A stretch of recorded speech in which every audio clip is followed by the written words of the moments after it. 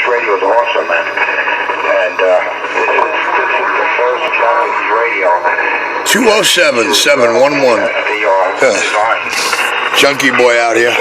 Boy, he sounds like shit. Listen to his station. Direct sampling. And it basically, the radio is the signal comes from the antenna. Then you have a stage, a buffer stage, then it goes right to an analog to digital converter. There's no IF sections. So, I mean, it's just what you can do with that type of technology is just limitless. As far as the signal, it's cleaner, the noise floor is almost non-existent.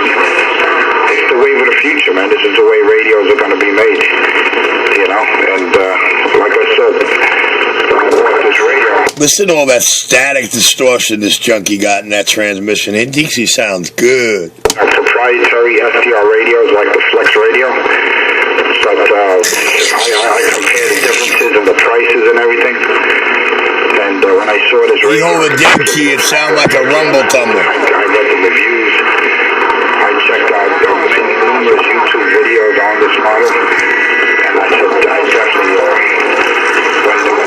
when it went on sale, I said, I gotta get it, and I pulled the trigger. Never regret it, man. Beautiful radio. And it's not a big radio either. That's what I love about it. You can actually put this thing in a mobile, man. That's how nice it is. It's actually a low band slug. But you gotta have the paper, man. You know, if you could afford it, you know, it's a nice piece of equipment. You gotta remember, this is an HF radio. It's not a CB.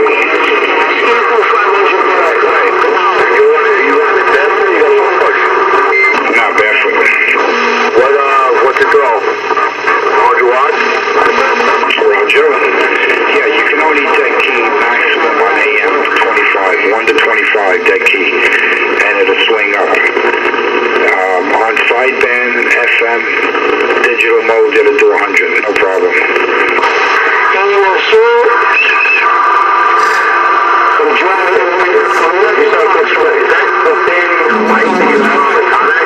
Or you're running into something else because it makes you sound a little bigger. Watch drive. No, this is the SM50. This is actually an Icon dynamic mic. This is their top of the line microphone for this, for their HF line. But I have studio mics, man. I have a Heil microphone. I have Audio Technica. I have two professional broadcast dynamic microphones. Everything is I just have to not wire it, I just have to actually place the mic on the boom, and I'm good to go. And I got a special shock mount for the mic, and it's just, like I said, when I have a day off, I'm going to do that, then make A/B comparisons with the higher microphone compared to this. But, for broadcasting, the dynamic mic is the way to go. If you're in the studio with an enclosed room that's acoustically treated with wedges or soundproofing, then you can use a condenser mic. But the dynamic mics are the way to go when it comes to broadcasting, because it eliminates noises from the back, and if you've got fan noises and stuff like that, especially, a lot of that noise is canceled. But then again, I'm using what's called a noise gate. And that eliminates any noises that would normally be in my background. If I turn the noise gate off, you'll hear the background come up, the slight noise fan from the radio. But when I engage the noise gate, it cuts it off on the radio. You hear the garbage background with or without it. Check it out. Yeah, because you sound closer to the two radios. Your voice, the mic, it doesn't really change. Without having a box push, sometimes I can't hear you as well. Good job.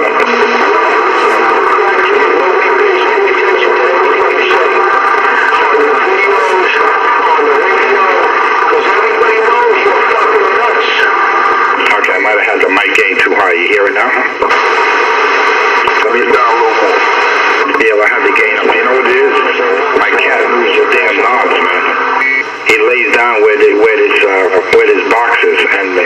just noticed the mic game was up too high. That's probably what it was. Oh no, that's not good. Like you gonna need to put like a cover over there. Well, I do have a cover, but I gotta get like a custom cover for it. I mean, he don't sleep on top of it. He sleeps next to it.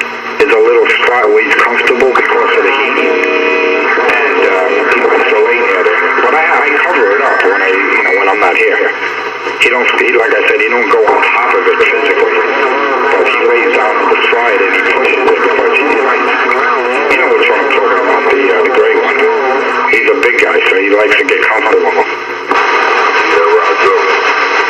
Yeah, I was trying to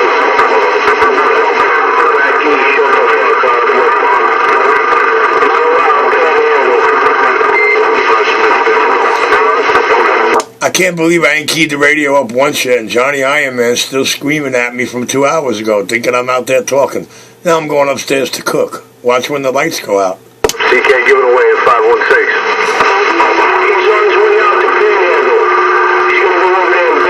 Yeah, Bob was trying to have a conversation out here with Sarah. I'm like, you gotta be kidding me.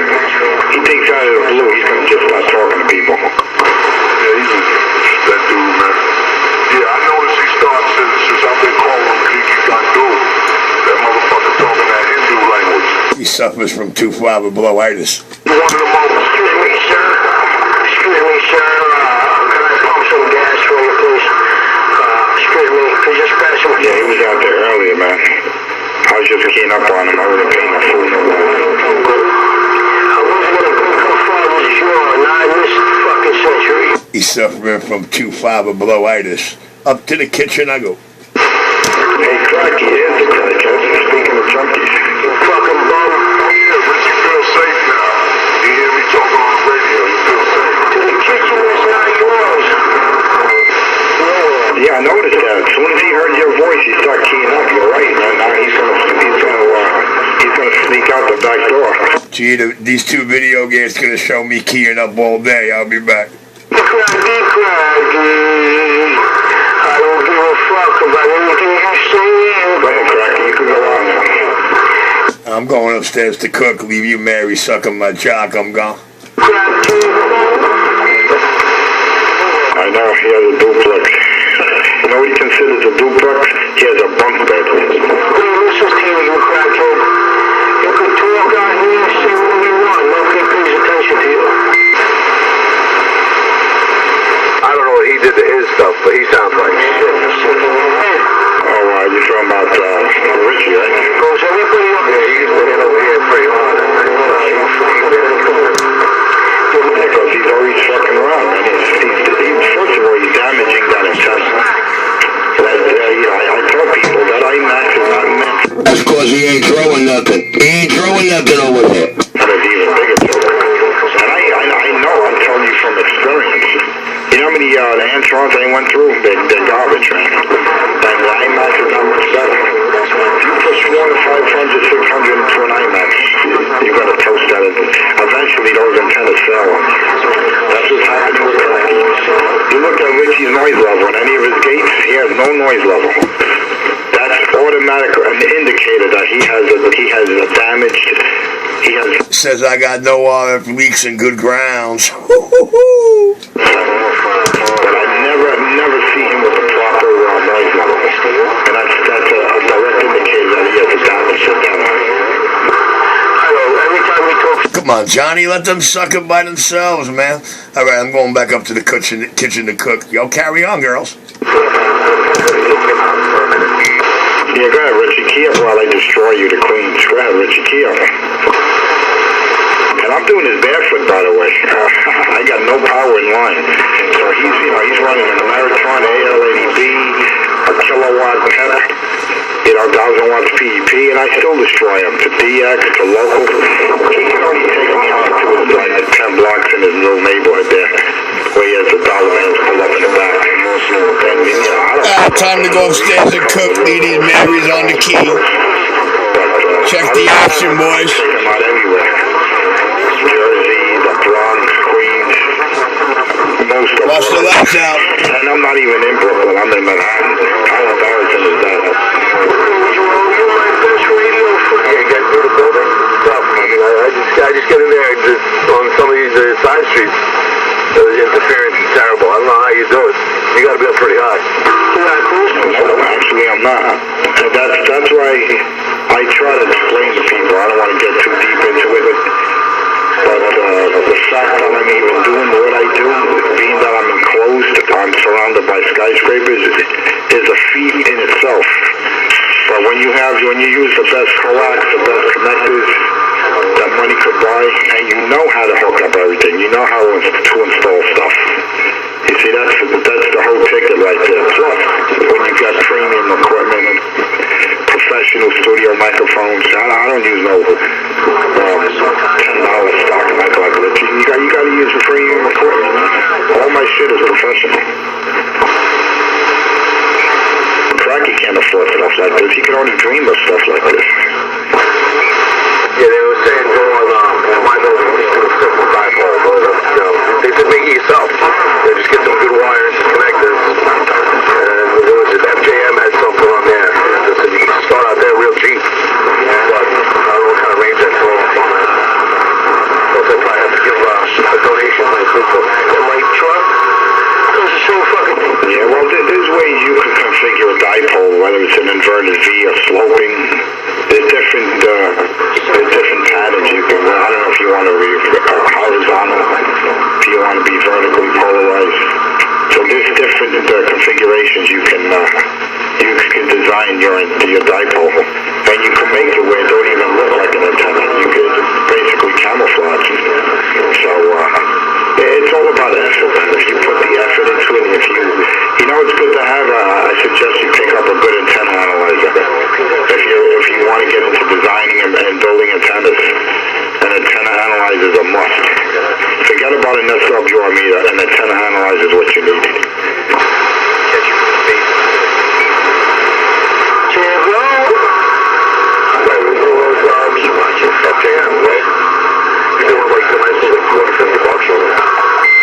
Yeah, exactly. You can get some decent for that price.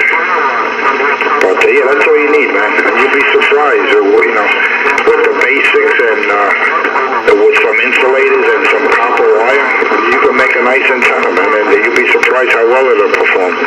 Because if you look at the inside of most commercially made fiberglass and verticals, all it is most of them are just unfed dipoles. You have your components, your cable. You have a certain length of copper, and that's it, man. And it's not even designed well. I mean, it's designed decently, but it's just these antennas are made so cheaply, man. They just don't handle power, And I just don't like the way they're built. They're really made cheap. I've been to so many verticals, man. They break on me, man. It's just garbage. They can't handle the wind load. Somebody who moves in a fucking basement like a squatter. There's something you get the wind that bad, where you probably get the tunnel effect of the photos. True change. Well, not so much tunnel effect. It's just that, you have good Army directional clearance. You're not really blocked by much. My RF is blocked because the structures that are taller, they're within visual range of blocking my RF signature. But as far as wind, I have nothing blocking me, man. So whatever winds come, the antennas have to deal with it. And they're on a stable platform. The foundation is not the issue, it's just the wind. And like I said, we're not dealing with commercially made superstation masses. You're dealing with an Antron 99 or an IMAX 2000. Those very cheaply made antennas, man. Because if they were designed the proper way to really make it to handle extreme wind or to have an extreme high wind capacity, you probably would have to spend $700-800 on the antenna. No one is going to spend that kind of money on an antenna unless you put up a repeater and you're buying the station mask. But as far as for this band, those you spend $60-75 on an antenna, you basically get what you pay for. Yeah, Antrons go for about $75. And they were trying to say get that and put that up on the building, but that was then like a sore thumb. Plus, another guy turned around and said, I got cell towers up there, and having cell towers up there, they might own the roof, so if they see that up there, they'll just clip it and rip it off. Well, the cell towers, yeah, that's true. I mean, it depends who owns the tower. Are you talking about putting it on the tower or putting it on the roof? No, I put it on the roof, but there's clusters of cell phone equipment up there. Well, not cell towers, those cell sites, they belong to a cell phone provider, usually Verizon, Sprint, T-Mobile. The owner of the structure is who you got to deal with, is the landlord, not the cell site. The cell site is renting or leasing space. So if you put up an antenna, that shouldn't have nothing to do with that. Right, but somebody that had something to do with it, I don't know, just another guy I was talking to in passing, said that when they have that equipment up there, they may rent the whole roof. So they don't want anything else up there but their equipment. Oh, okay, I see what you're saying. I got you now. Now you clarified it. Yeah, it's like basically me and my apartment. I'm renting that space. So that's, in my lease, they're not going to put anything else in there. So when they go to lease the roof or, cut whatever 99-year deal, nobody else that's proprietary to, AT&T, Verizon, whoever's up there. Yeah, I got you. That's a possibility. If they're leasing the entire space, they might not want anything else up there. Yeah, we need to go check. Yeah, I got to tell you, the other thing's got a cable now on the front face. So I know they wouldn't want anything up there.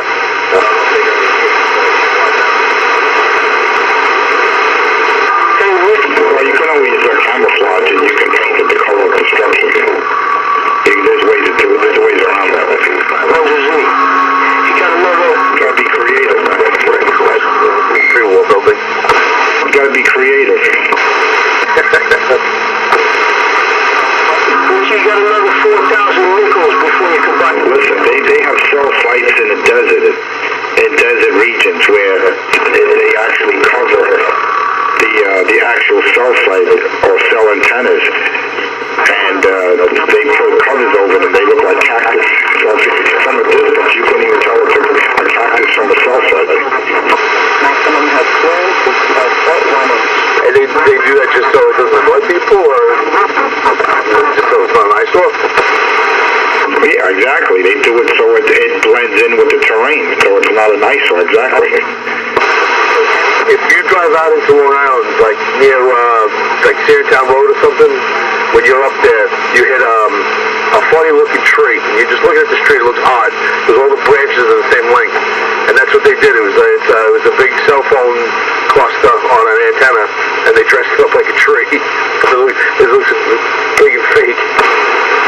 Well, you know what it is? You got a lot of people that are complaining about radiation effects from microwaves, from the transmitters, and to some degree, there is some truth behind that. Because you look at how you're bombarded by RF, by microwave energy, and there's actually specialized meters that you have to use when you're working on those antennas. You're supposed to actually make sure that it's powered down. And if you're in anywhere within a certain distance from any of those cell sites, it can cause irreparable damage, man. So, you got to be very careful. And we're talking maybe 20, 25 feet away from one of those antennas. And they put out some wattage. And, you're putting out that wattage in a microwave region, which is, hazardous to your body, man. To your cell structure. So, there's a lot of debate. And that's why you in some places, some locales, the community will actually discuss, fighting one of the major companies for putting up a new cell tower. Because not only is it an eyesore, but environmentally, there's some that say that it's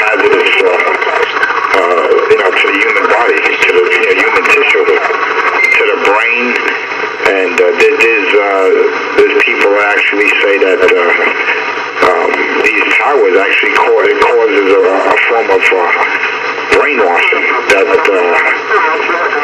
there's groups of people that actually think that there's some big conspiracy with these with the government and the cellular companies to actually brainwash the population with all these cell towers going up. I mean, I don't see any truth behind that unless you can scientifically prove that to me.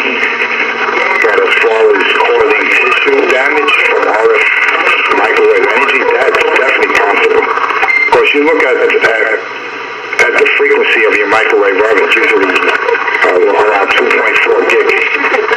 And some of these towers are within that region. I mean, it's usually around 1.7. It depends. I'd work on 5 gig. 5 gigahertz transmitters for some of the newer carriers. So I mean, they basically want to saturate the environment with so much RF that there's no dead spots. Because that's the goal of a cell provider.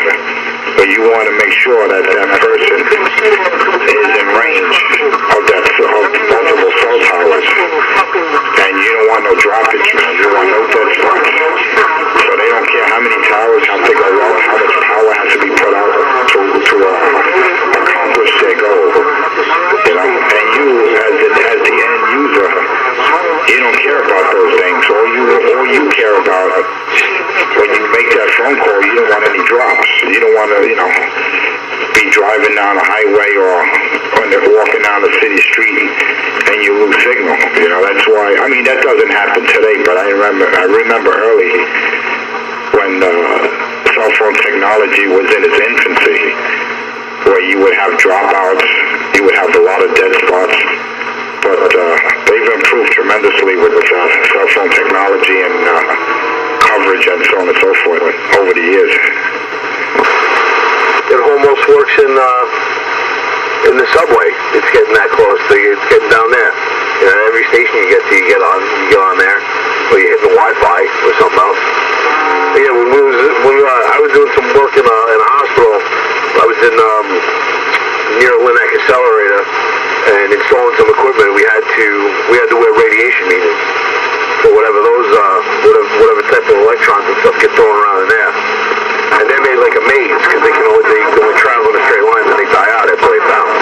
So we had to wear special meters. And if the meter turned purple, you couldn't go back in for a certain amount of time. Oh yeah, man, you gotta be careful, man. If you're around that type of RF energy, man, it can cause irreversible damage, man. Even when you're dealing with high RF levels on these frequencies, you got some freaks that actually run 10 kilowatts, man, and they do it in the same shack that they're talking. First of all, there's no need to run that kind of power, and if you did, that amplifier better be in another room. There's no way in hell would I be in the same room with a 10 kW or more amplifier. Because first of all, it's going to cause you to become sterile, number one. And number two, it's going to start frying your body, your cells in your body and your brain. It's just a matter of time. And once you start destroying those cells, they don't grow back. Look at Richie, he's all burnt out. But it's not from RF energy, it's from drugs. I was thinking the same thing. He said too close to the power supply, but he said too many L's. Well, she's in the pipe, it's not the L's. It's too much, he's got that glass pipe in his hand.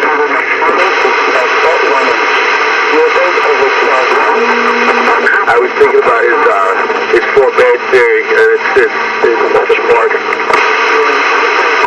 Yeah, he's got 4 badges like Donald Trump's wife is my cousin, If you believe anything he says, you got to be a bigger fool than he is. He makes up so many stories, man. He was talking to himself this morning, saying that he got shot in his ankle. I forget what caliber it was, but he did mention the caliber. And he says he just pulled it out of his leg like nothing, and he just shook it off. The FBI was shooting at him. I mean, the stories, that's mental illness. That's not even drugs. He's 730. The guy's, he suffers from psychosis, you know. And the sad part, he's not taking his medication. Yeah, you can't be the chief cook and the bottle washer all at the same time. You know, if you go in as you know, just a regular, patrol, you're a regular officer, and then you test up and become, a sergeant, you test up lieutenant, you test up captain, even detective. Every time you do that, you have to turn in your badge, and you get a new badge.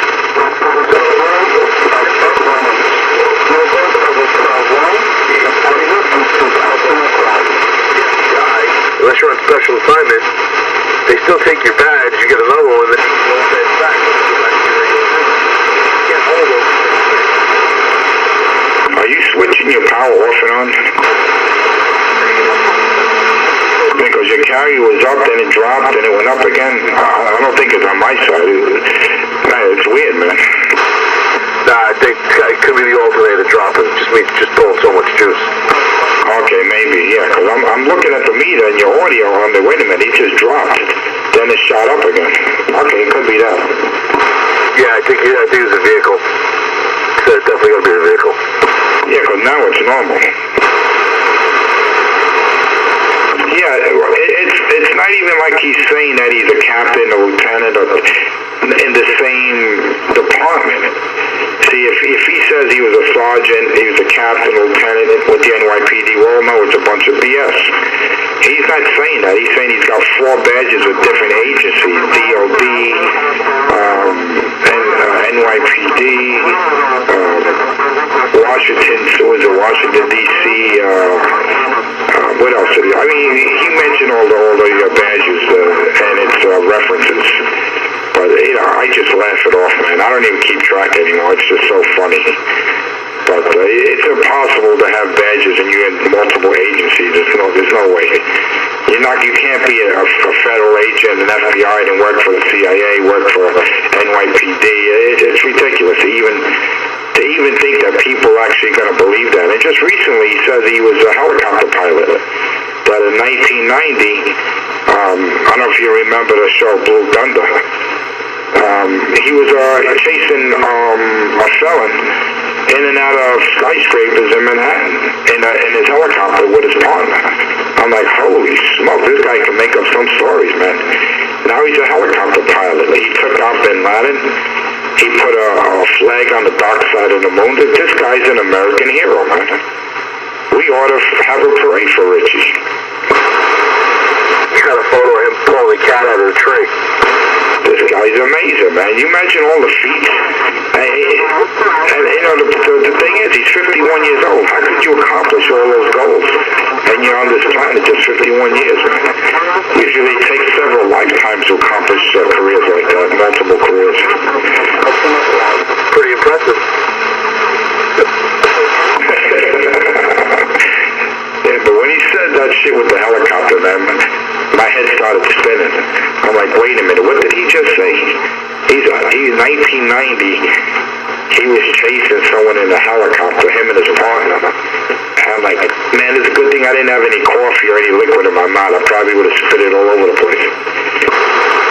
Maybe I heard this story a little bit differently. I thought he was working with somebody that gave him his wings. But he was telling you that he was the pilot? He was in the helicopter with his partner. Yes, he was chasing someone. Oh, but somebody else was piloting the helicopter. Yeah, I would say so because I'm just like adding a little icing on the cake. But he did say he was a co-pilot, that he was in the helicopter. He didn't actually say he was at the controls, but he did say he was in the helicopter chasing someone in and out of New York City skyscrapers, and you know that doesn't happen. Unless there's an extreme situation where someone actually stole a rotary wing vehicle like that, whether it's a terrorist or event or something, where you actually need someone to actually chase you down.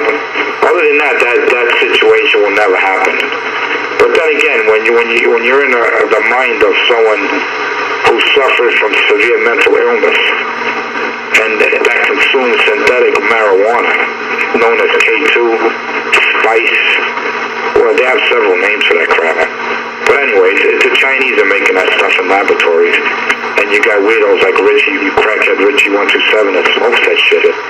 And the end result is you got delusional junkie that thinks he's Blue Thunder or modern day Rambo or Joe Pistone's partner.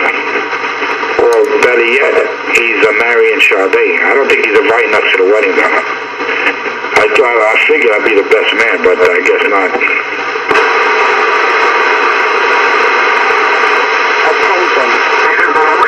Where's he gonna have it? At, like Lower Store or Lundy's? Well, being that he frequents that McDonald's at Utica and Clarkson in Brooklyn, I figured to have the wedding over there, man. Or maybe after the ceremony, everyone to go eat at McDonald's. I don't know. I gotta ask Richie. He'll give me the answer.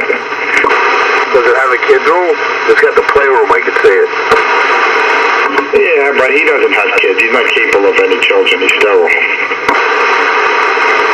That's right. He's not allowed 100 feet near his school. Exactly. You've been keeping up. You know what's going on. Yeah, he was saying that the pilot gave him his wings from that legendary feat. Yeah, the pilot gave him his wings, and he got a teaching certificate at the age of 13. At 13, he was he was a young genius. He was actually granted or given a teaching certificate to teach at the age of 13. I guess at the age of 15, he was partners with Joe Pistone. I mean, the ages don't match up. Joe Pistone would be a lot older. But then again, when you're in the mind of someone who's extremely delusional, someone who's bipolar, schizophrenic, then, in their world, in Richie's world, anything's possible. Right, Richard? You've been a bad boy lately, Richard. We still want to know what happened to that Sweet 16. What happened to that Texas Star, Richie? Shame on you, Richard. You want to hook it up with 12-gauge speaker wire. Shame on you. Then of all devices, he's going to use DEIs. DEIs, garbage, total garbage. If you would have said HG's Toshiba, all right, but DEIs, I don't think so. Cam had a couple boxes sitting in his shop, and he says they're popping left and right. They're useless. Yeah, so what I'm telling you is the truth, you see? What I'm telling you is the absolute truth. I had no bullshit, man. I'll be dead honest with you. I purchased a couple of years ago a 4-pill. It was a 4-pill Fat Boy, and it had DEIs in it. And I'll make it brief because I know I'm long-winded as it is. And I hooked it up into a dummy load. Perfect resonance, 50 ohm load, terminated into a 2K bird dummy load, dry dummy load. Monitor all the parameters, everything was perfect. The first thing I noticed, I start smelling smoke and I start seeing smoke coming out of the amplifier. I'm like, what the F? One of the voltage regulators that they use to govern the voltage to the speed, to reduce the speed of the fans, started to go. So I disconnected that. Then when I looked inside the amp, one of the 4 pills started illuminating. They were DEIs. I'm like, what the hell is this? So I unkeyed quickly. I'm like, wanted to make sure there was no short, no solder bridge. Keyed up again, it started glowing again. I'm like, you gotta be shitting me. It was a defective pill. One of the RF devices, one of the 4 were defective. So I said, you know what, fuck it. I let it glow until it just burnt out. I called up the company, Fat Boy. I told him the story. He goes, I can replace them for you. Just send the amp back. And the voltage regulator, I'll replace that too. I said, if you're going to replace these pills, you're going to replace them with Toshibas. Or give me my money back. He goes, Toshibas, they're like, I'm going to have to charge you an additional $70. I said, $70 a piece? What do you got, fucking rocks in your head? I said, should have never sold me these with DEIs if you knew they were that unreliable. I said, I'm going to send you the amp, you gladly refund me. Thank you. And that's what I did. I'm not blaming the company. I'm not bad-mouthing the guy who builds them. I just don't build them with DEIs. That's all I'm asking. I had a new Texas Star, and it hung up. Something happened inside the box. It just hung up and keyed itself. And it popped everything in there. We opened it up and just parts fell out. It just melted.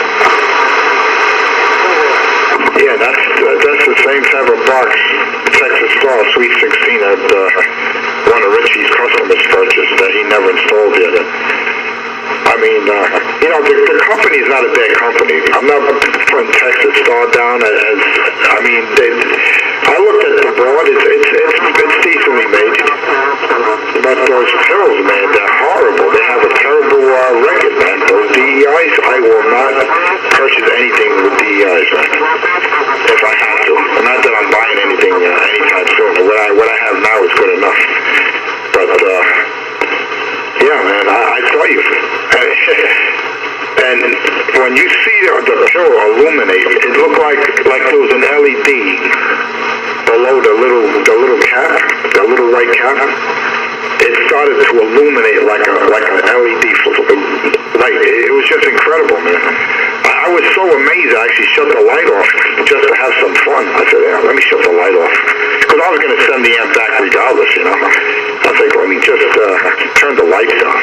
I turned off the lights. It looked like a little flashlight. I said, wow, that's cool, man. It didn't last too long, though. If it's going to go big, right? Just watch it, let it burn out. I mean, exactly. I mean, I knew what the problem was. It was a defective pill. I mean, it happens. The guy apparently bought a bunch of, because they come from China, and this is before the quality control was really, they really perfected it, you know what I mean? Initially, the DEIs, they were just blowing like crazy, like popcorn. People put them in, the amps, you keyed up a couple of times, and boom, they're gone, man. And there's nothing that the person that was the actual user of the amplifier was doing wrong. They were just very, very poorly designed and made, the pills, you know. I don't know what kind of quality control that they have in China, but apparently when it comes to those particular RF devices, there's no quality control involved. And those things are like, it's like playing Russian roulette. You get a good one or you get a bad one. It's like a 50-50 chance. And what's the story with Toshiba's now? They just stop making them, or they're just rare or hard to find, or what's the story with those? I think they stopped production of the Toshibas, the 2079s, the 2290s. But I tell you, man, they got these Chinese-made, the company's HG, and I have a Fat Boy with it's a 4-pill high drive, and let me tell you, man, I swear by those pills. They're recent. They're the most recent batch, and they're equivalent, in my opinion, to Toshiba's. The only thing they might not handle when you try to overvolt them, the Toshibas have a higher tolerance to overvoltage than the HGs. If anything, that's the only limitation. And to make things, if you want to laugh, I had a damaged one of those IMAX antennas, and I was actually having problems with it. Not an IMAX, it was an Antron. I'm sorry, it was an Antron, and I was having some internal problems because I used an amp, and it was just giving me issues with the SWR. So basically, when I would key up, the SWR would be acceptable. Then it would start to increase on its own. As long as I keyed up, it would start to go higher and higher till it reached the 4-to-1. So I started to use that as a test bed, you know. So I said, let me just play with this amplifier with this SWR. So I did, and it actually handled the 4-to-1 with no problem. So that just goes to show you that the HGs are made just as good as the Toshibas. I don't even know if Toshibas would have handled a mismatch like that. But to go a step further, they have these new MOSFETs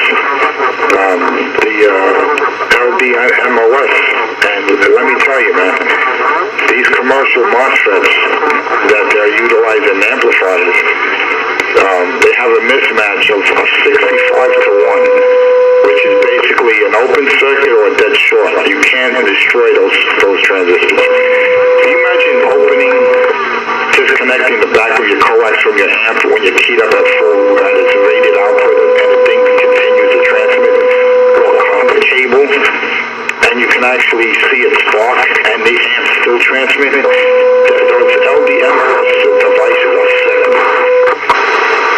Yeah, because you're using stuff for backfeed and hurt your equipment. Exactly.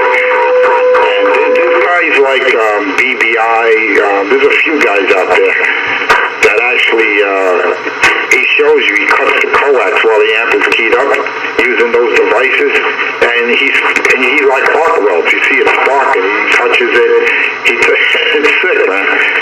The only limitations with those LDMOSs is RF input saturation. If you run more than a half a watt, a watt to 2 watts maximum without any kind of attenuation at the front, those things are just self-destruct. They can handle any kind of mismatch on the output, but if you, like I said, if you overload them with input, you destroy them immediately. They cannot handle more than 2 watts input. So you have to use input attenuators. And if you don't design the attenuator circuit the correct way, you're going to damage them. That's the only limitation with those. That's why when you see them in professional amplifiers, they have all kind of input protection circuits, because that's the only limitation. They will not accept any kind of input overload. And if you try to put more than the allowed RF into them, they just burn right out, man. They just pop. You'll probably also start to sound terrible. So, there's another indicator. Well, not so much sound. I'm sure you probably would sound, saturated. You're right. But the biggest sign would be increasing your current, because there's a device that it produces 1,400 watts. It's a single device, or it's not a pill, but it's a solid state device, and it's rated at 1,400 watts at 50 volts, and it requires no more than 30 amps maximum at 50 volts. Now, the efficiency is around 85%. The efficiency of a Toshiba, right, 2879 is about 45%. Look at the difference in efficiency. Big difference, right? That's huge. Almost half. You know how many 2879s you would need to give you 1,400 watts? And how many amps would at 13.8 volts? Think about it, man. I mean, the difference is staggering, man. It's sick. 8 to 10 pills, probably. Yeah, you would need at least a Squeeze 16 8-pill, at least, to compete with that one device. And you're talking 100... At 13.8 volts, I would say about 150 amps, maybe a little less, give or take, 130, 150, between there, compared to that one LDMOS that's rated, at 50 volts, between 50, 55 volts, at between 20 and 30 amps, to give you 1,400 watts. A big difference, way more efficient. You're just introducing me to something new. I don't know anything about that. Oh, man. Put it this way, I'm having one built as we speak. I'll be hearing you at the beach on that one. No, it's not the power. It has nothing to do with power, because I have stuff that can put out with that can, but not with that efficiency rating, man. That is sick. You're talking something that's consuming only at maximum 30 amps, and it's giving you 1,500 watts. That is sick, man. That is incredible. Think about that. Now you double that. 3,000 watts at 60 amps at 55 volts. At 55 volts. That's still ridiculously efficient. 3 kilowatts only 60 amps, maximum draw. Not even. Let me take that back. Because I remember he was around 40 amps. He was consuming around 40 amps, and he was swinging to about 3 kW PEP with two of them, two devices. That's sweet. What's something like that set you back? Well, the single device is around $1,500. It's basically $1 a watt. Alright, that's not terrible. It's probably going to be extremely clean. Oh man, they use them in commercial broadcast studio. Are you kidding? They're going to eliminate tubes as we know it, whether it's for commercial broadcast, industrial. Because these devices are in military radar, in military transmitters. They're in the medical industry. They use them. Like I said, it's commercial. These are not Toshibas. These are not bipolar transistors. They're commercial MOSFETs. And like I said, if you design them in a circuit correctly, you can get an indefinite amount of life out of it. The only thing is just make sure the heat's sunk properly, air cooled, proper voltage, and don't overload the input. You saturate that input, you're done. But that's the only limiting factor with that particular device. Everything else, mismatch, 65-1 SWR. It's specifications. It even says it on the paper. 65-1 SWR. It's capable of. And it's like totally feeding back into your antenna. It's like you're not letting it out of the gate. That's pretty impressive. Dude, it's a dead short. It's a dead short or an open circuit. LDMOS, you said? LDMOS. 10-4. Look into that. It's the wave of the future, man. It's not a secret. These devices, they've been around. It's just, like I said, they've been utilized in the commercial field, military, medical. It's just not something that's been very popular. But just recently, guys, especially amp builders, you can have any of these amp builders build you one with them in it, or with that one device. You can get them with 2, you can get them with 4, as much as you want, if you're willing to pay the money. That's what it comes down to. He who has the most toys wins. Listen, that's what it's all about, man. It's all about enjoying your paper. You work for your money, you might as well enjoy it, right? I know I do. That's one of the reasons we get up every day, no? To have some fun with it. I mean, you got people that save every penny and then they drop dead and their kids or their wife or whoever spends it, you know what I'm saying? I'm not one of those people. I work, I pay my bills, I take care of my priorities, but I also have my toys. You gotta enjoy yourself. At least I do. I'm only speaking for myself.